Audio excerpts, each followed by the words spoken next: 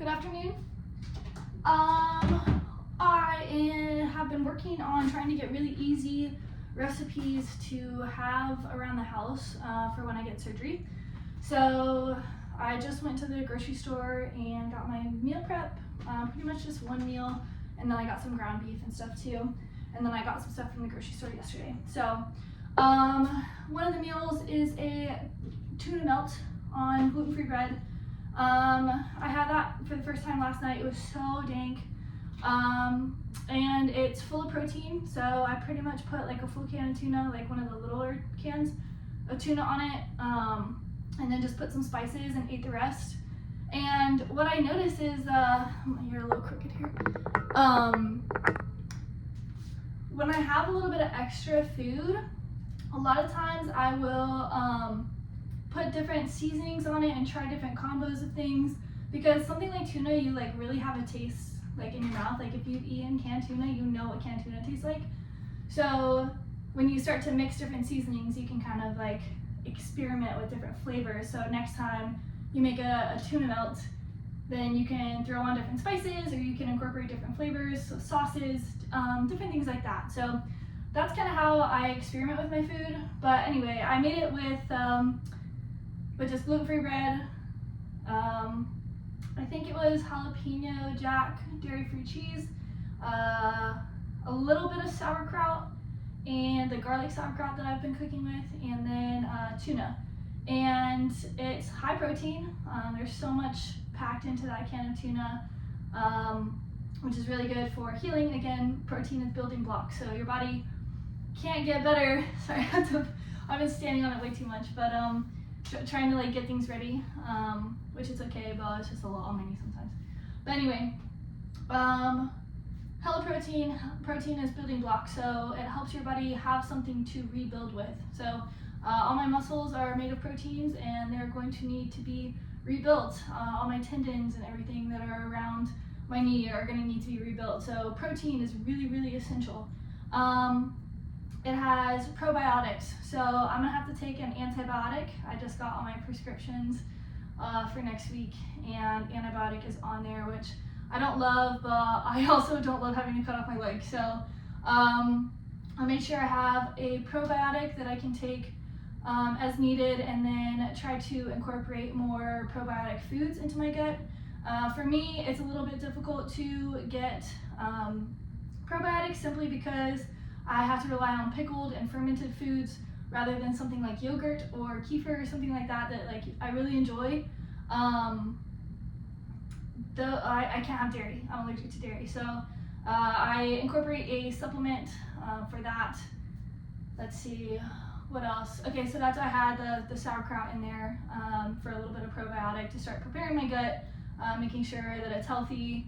And I smoke, so that's something that you have to think about as well when you smoke any kind of product, is making sure that your gut health, your lungs and your mouth and your gut are all very interconnected, and so you want to make sure you're taking care of your gut if you have some of those habits. Let's see, the cheese, the dairy-free cheese, it just gives it like a delicious comfort food type thing. And when you are dairy-free or vegan or something like that, like it's really hard to find those comfort meals, and so this is one that I really enjoyed eating. And then carbs are the energy for your body, so I have a feeling that as I'm starting to slow down my activity, my meals that I eat will be enough. Like in general, just the protein and vegetables and stuff like that are going to be enough carbs to get me going. But for any reason, I enjoy toast sometimes. So this is one of the other meals I'm going to make. It's just a salad, kind of a nice summery salad. I saw the recipe for it, and I was like, that looks easy to make and fresh and delicious. I thought about cutting up a peach on it, but I don't know if I have that in it today. So get your greens.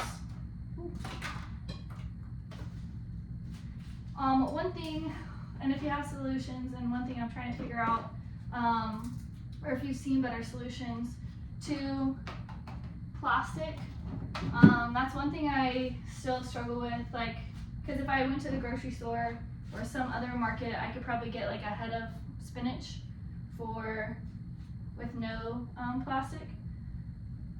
But most grocery stores, it's in plastic. So that's something that still hurts my heart. But like obviously, it's not practical for me to try to like go to the farmer's market every Saturday, especially when I can't walk. So this is what I have now, but I would love a solution to be able to give businesses and also for myself, you know.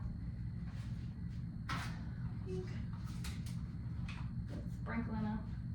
That's a lot of salad. Oh my goodness. This floor is a mess. Just takes me so long to clean. And I can't be up, you know, like you gotta take so many breaks. Whoa. But I am grateful to like have to sit more often because it forces me to like stretch and check in with myself and sit with like my projects and stuff. Instead of going out, I just want to be outside all the time. And so I just constantly, I'm like, I gotta go on a bike ride. I'm like mid-project, I'm like, I gotta go on a bike ride. And I mean, I can go bike, but I can't skate. I can't go and do as much activity as I used to do to avoid projects. So it's been good. Ooh, Parmesan cheese.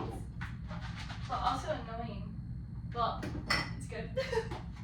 Okay, dressing. I make this dressing.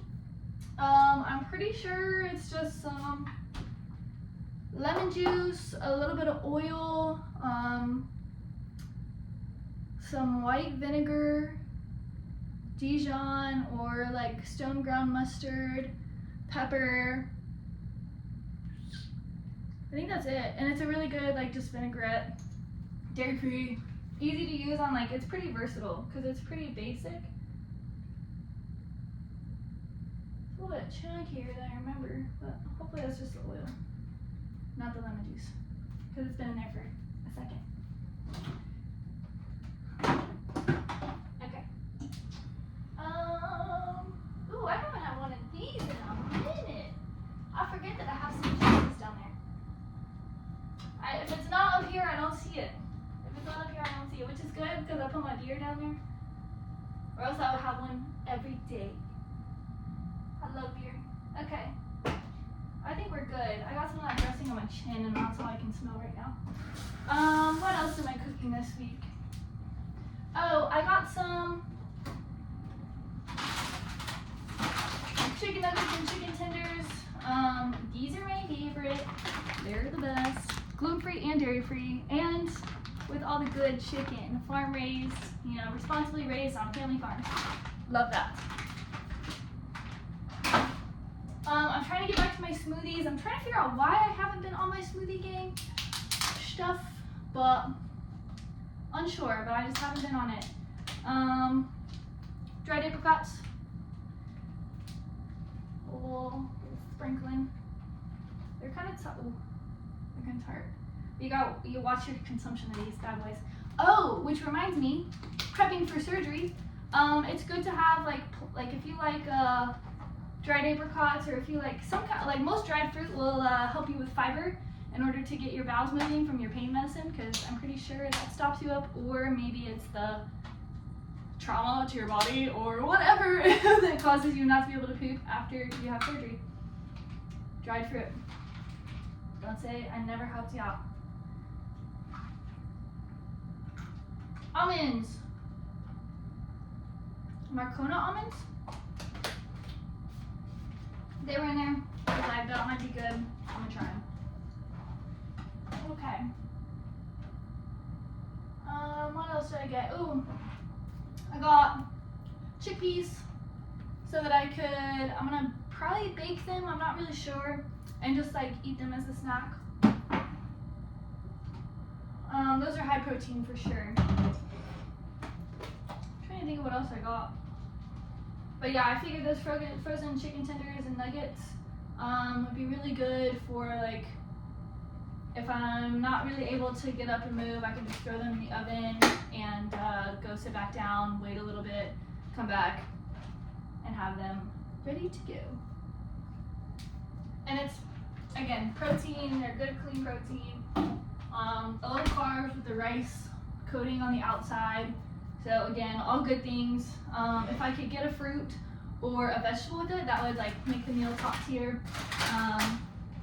But obviously that's not always doable when you are in pain and under like physical restrictions. Okay, rotisserie chicken. I just didn't want to have to cook my own chicken. I don't know how this is gonna go.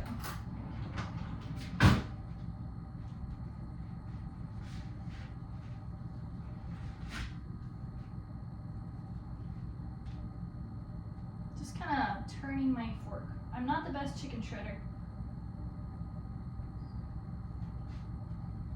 but I sure do try.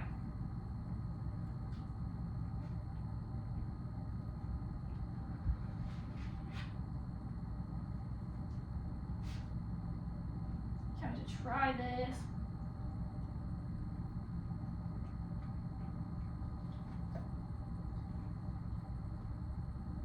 Solid. Nice and salty. That's one thing. Oh, I really want to talk about, but I think I'm going to do a separate video on this. Things to do to prepare for surgery, like after your injury up until surgery. Some things you want to focus on and start to incorporate or take out of your life. I'm excited about that. So you may be watching this for meal prep. You may be watching this because you're starting to follow my ACL recovery journey. Whatever the case, that video will be existing in the near future.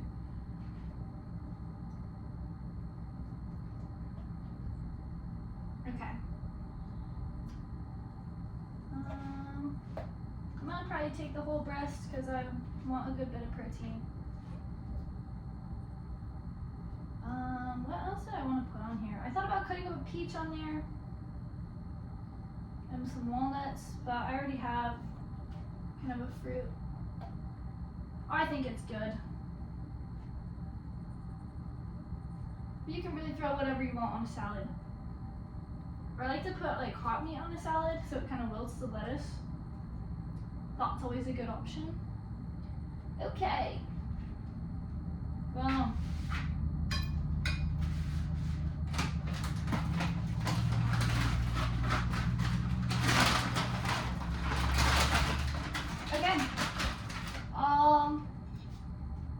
Salad, lunch. Let's see. Let's talk about nutrients. Ooh, as you're going into surgery, and this is going to be something I talk about, and just like in general, I think people just really need more iron in their body, in their blood. So, red meat and leafy greens, dark leafy greens, are really excellent for whatchamacallit, just good for you. It's good for healing, it's good for moving nutrients around your body, absorbing nutrients. It's just a really good mineral to have in your life. So leafy greens, red meats, it's helps your blood, and going into surgery, that's a particularly high priority. Is your blood, again, delivers nutrients, delivers the things your body needs in order to recuperate. So the healthier your blood can be, better off you're going to be in recovery.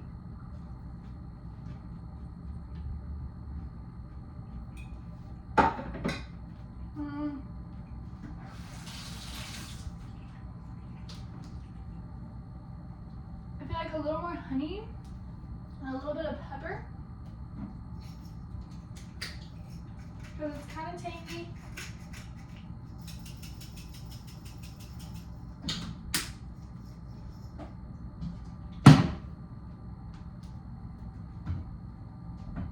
Put that good honey on. Ooh.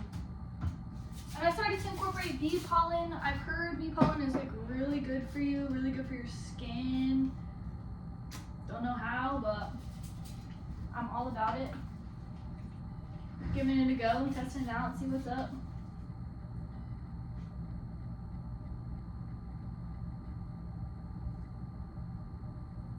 Can't waste any of the precious gold. All right. And final touch, a little bit of honey, and I think that'll top us off. Let's see, anything else as far as meal prep goes? Oh, they opened, if you've been watching these meal preps, I was complaining about having to go to the grocery store for fruit and milk. Still haven't figured out the milk one, but there's a produce stand that opened up at the other end of my neighborhood. So, and they have vegetables and all kinds of stuff. They don't have milk, but I'm gonna find a way. I think somebody said that making oat milk is like super easy, and I feel like that's probably true. But I'm just gonna have to have like a shit ton of oats probably. Not really sure. Anyway, yeah, so that's huge. That's super fun. So I can bike to my groceries. I can bike to my fruit. Bike to my meat and vegetables and stuff like that. And then bike to my fruit, which is super nice because it's nice to interact with friends, people that I see a lot of times, not just like employees of a corporate store, you know. And then I get to bike there, so it like saves on gas and emissions and all that stuff. And then I get exercise. I get out in the sun. Sun's really good for your healing and clarity, and just being outside has just been like very rewarding. So adjusting those habits has really been crucial to my meal prep, and like kind of limiting myself to those places. I stay away from processed snacks, which as a smoker I have a little bit of tendency to munch on, but this has helped me focus a little bit more on my diet because I do really want to do better for myself, and so making environmental decisions in order to shape my internal behaviors, my physical behaviors, then that helps a lot. So and that is something I learned in grad school, so take that and use it because it's helpful. Whatever. Okay, see ya.